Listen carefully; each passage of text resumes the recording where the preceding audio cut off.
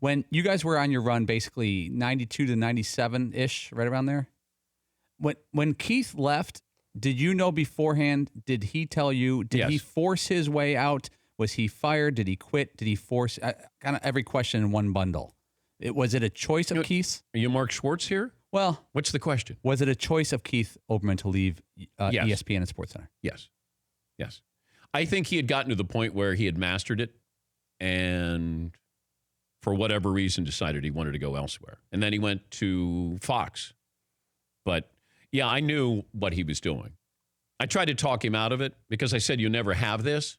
But, Keith decided that he was doing what was best for him. And a chance to go to Los Angeles. They were just starting up this fledgling, Fox Sports. Chris Myers had already gone there.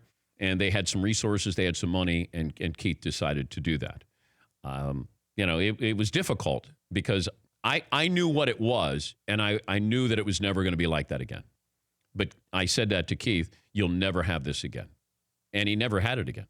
Yeah, Paul. Do you think you guys could have gone on to be like the first version of PTI or do a radio show together if all had gone well and he stayed?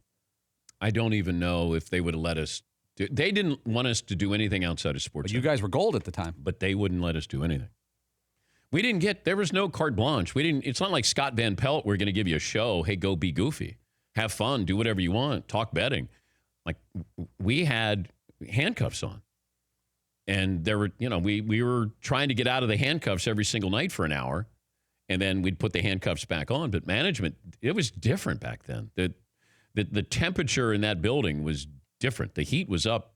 They weren't going, hey, have fun, go out there, be crazy, have catchphrases, all of that. They were like, hey, can you guys tone it down here? And I think Keith saw where it was going, that it wasn't going to be as much fun. And Keith wanted to beat them to the punch. And look, he was always a couple of steps ahead. And I think I still didn't care. It was still where I wanted to be. I wanted to be on SportsCenter. I still loved the product. Keith realized that it was not as much fun as it should have been. And they didn't embrace this like they should have, and he decided to leave. Yeah, Paul. Did you guys at your peak, you and Keith, realize how big you were? Because you were the two most famous sportscasters in America by far. And young people wanted to watch you guys, made plans to watch you guys nightly. Could you feel that driving up and down to Bristol? No. Because management didn't ever tell us anything. They never said, hey, you're doing great. They would never compliment you, ever. But if I went on the road... Did you get a reaction from the public? Yeah, you got a reaction from athletes and the public, but not from management. But they did that. My boss at the time said, you're just bleeping talent. So this is my boss who liked me. But the mindset was, you're all interchangeable here. And, that proved to be true.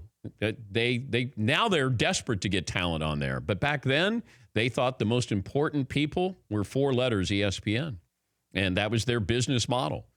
They got greedy and wanted to have all the money. And then, then they were looking around going, wait, nobody knows anybody on SportsCenter anymore. And it changed SportsCenter.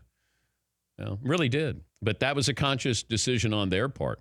And, I had 15 great years and then 3 years that I shouldn't have been there, the last 3. But Keith was right. They sort of lost track of, hey, we're having fun. And we weren't having fun. For more Dan Patrick Show, tune to Audience Channel 239 on DirecTV or download the Dan Patrick Show app.